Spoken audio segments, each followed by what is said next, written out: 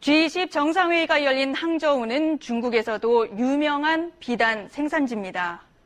중국은 이번 회의에 참석한 영부인들에게 스카프와 핸드백 등 비단 제품을 선물했는데요. 사실 이 비단 제품은 시진핑의 1대1로, 즉 신 실크로드 전략과 연관이 있습니다. 과거 비단길을 개척해 유럽까지 확대하겠다는 육상 실크로드, 그리고 진주 목걸이처럼 연결된 이 해상 실크로드를 통해 세계 무역로를 확보하겠다는 구상입니다. 하지만 이 같은 중국의 패권 구상은 주변국들과 마찰을 빚을 수밖에 없습니다. 그중에서도 남중국해는 중국이 인공섬까지 건설하며 구단선 주장을 굽히지 않는 바람에 인근 동남아 국가들과 극심한 갈등을 빚고 있죠. 육상 진출을 놓고도 최근 국경 지역에 미사일을 배치한 인도와 충돌하기도 했습니다. 이 같은 중국의 패권주의에 맞서 미국은 주변국들과 안보 동맹을 맺고 이른바 포위벨트를 구축해 중국의 진출에 제동을 거는 전략을 갖고 있습니다. 안보 동맹의 한 축인 우리나라도 예외는 아닌데요. 최근의 사드 배치 논쟁은 아시아 패권을 차지하려는 중국과 이를 견제하려는 미국 간 또 다른 갈등 요인이 되고 있습니다. 미중 간 패권 경쟁 한가운데 놓인 우리나라. 과연 어떠한 외교 전략으로 파고를 헤쳐나가야 할까요? 유광석 기자가 분석해드립니다. 지난 7월 라오스에서 열린 아세안 지역 안보 포럼은 미국과 중국 두 강대국 사이에 낀 우리 외교의 시험대였습니다. 중국은 사드 배치가 자국의 전략적 이익을 침해한다며 의장 성명에 사드 반대 문구를 넣으려 했고, 이에 맞서 미국은 국제중재재판소의 남중국해 관련 판결로 중국을 압박했습니다. 의장 성명에 가까스로 대북 경고 메시지를 담았지만 우리 외교는 두 강대국 사이에서 상당한 어려움을 겪어야 했습니다. 문제는 미중 간 패권 다툼이 한반도 사드 배치와 남중국해 영유권, 센카쿠 열도 문제 등 다양한 이슈에서 갈수록 첨예화되고 있다는 점입니다. 이런 상황에서 우리는 국가의 핵심 이익과 주변 이익을 나눠 대응할 필요가 있다고 전문가들은 지적합니다. 북핵과 사드 문제 등 핵심 이익엔 총력 외교전을 펼치되 이 과정에서 중국과는 때로는 협력을 강화하고 필요하면 견제도 해야 한다고 조언합니다. 반면 남중국해 문제 등 주변 이익에는 휘말리지 말아야 한다고 강조합니다. 강대국 간의 헤게모니 싸움에 휘말려서 사드, 북핵 등 우리의 핵심 안보 현안도 지키지 못하는 지경에 빠져서는 안 될 것으로 보입니다. 아시아의 패권을 놓고 미중이 정면 충돌하는 상황에서 우리의 안보와 국익을 지키기 위해서는 러시아와 일본 등 다른 주변 강대국들과의 관계를 활용하는 등 어느 때보다 폭넓고 역동적인 외교 전략이 절실합니다. KBS 뉴스 유광석입니다. 한중 정상회담 직후인 오늘 낮 북한이 동해상으로 노동미사일 3발을 기습적으로 발사했습니다. 북한의 정권 수립 기념일을 앞두고 G20 정상회의와 한중 정상회담에 맞춰 핵과 미사일 보유 의지를 과시한 것이라는 분석이 나옵니다. 장덕수 기자입니다. 오늘 낮 12시 14분 북한이 황해북도 황주에서 동해상으로 노동미사일 3발을 발사했습니다. 미사일은 약 1000km를 날아가 일본의 방공식별구역은 물론 육지에서 멀지 않은 배타적 경제수역까지 침범해 홋카이도 오쿠시리토 서쪽 200에서 250km 해역에 떨어졌습니다. 북한의 탄도미사일 발사는 지난달 24일 잠수함 탄도미사일 SLBM 발사 이후 12일 만으로 북한은 이번에도 국제해사기구 등 관련 국제기구에 발사 사실을 통보하지 않았습니다. 북한의 핵미사일 개발이 한반도뿐 아니라 주변국 및 국제사회에 대한 실질적인 위협임을 보여주는 엄중한 도발 행위로서 정부는 이를 강력히 규탄한다. G20 정상회의를 계기로 한중 정상이 북핵 문제 등을 논의한 직후 발사된 만큼 국제사회의 어떠한 압박에도 핵과 미사일을 절대 포기하지 않겠다는 메시지를 담았다는 분석이 나옵니다. 결국 북한 핵 개발을 계속하고 핵무기를 실전 배치할 때까지 이 과정을 계속할 것이다라는 강한 의지를 국제사회에 보여주고 있다. 이렇게 볼 수 있죠. 또 오는 9일 북한 정권 수립 기념일을 앞두고 내부적으로 체제 결속을 강화하기 위한 조치로도 해석됩니다. KBS 뉴스 장덕수입니다. 중국 단둥에서 한 북한 남성이 미화 9만 달러를 북한으로 몰래 들어가려다 중국 세관에 적발됐습니다. 스타킹에 돈을 넣어 복대처럼 두르고 들어가려 했는데 북한 무역대표부 인물로 추정됩니다. 선양에서 김도엽 특파원이 단독으로 보도합니다. 매일 한 차례씩 평양행 국제열차가 출발하는 단둥역. 지난 1일 북한 국적의 한 남성이 세관 검색대를 통과하려다 적발됐습니다. 유난히 배가 불룩한 점을 수상히 여긴 세관원이 검색을 해봤더니 미화 9만 달러, 우리 돈 1억 원을 스타킹에 넣어 복대처럼 두르고 있었습니다.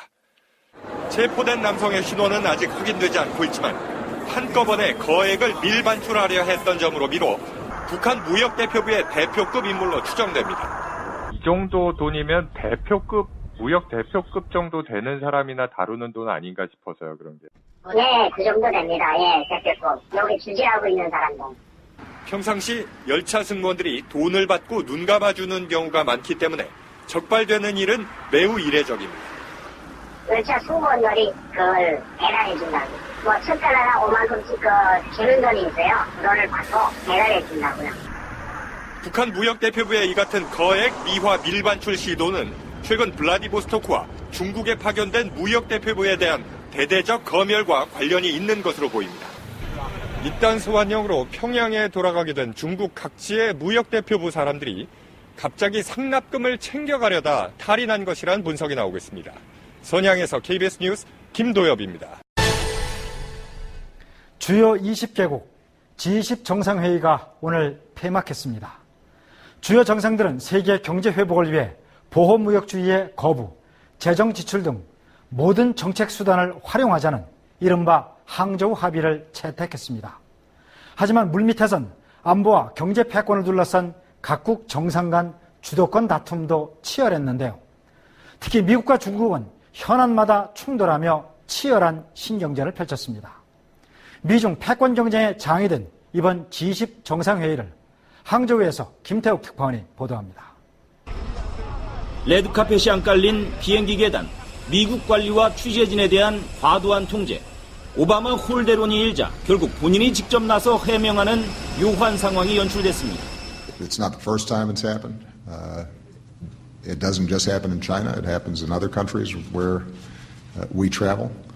그러나 외신들은 오바마 대통령이 의도적인 외교적 무시를 당했다. 현재의 미중 관계를 반영한다며 양국 간의 심상치 않은 분위기를 전했습니다. 미중 양자회담에서도 한반도 사드 배치와 남중국해, 인권 문제 등 사사건건 충돌하며 팽팽한 신경전이 펼쳐졌습니다. 중국이 이번 G20 회의를 통해 미국과 이른바 신형대국 관계, 즉 동등한 위치에 올라섰음을 드러낸 것으로 풀이됩니다.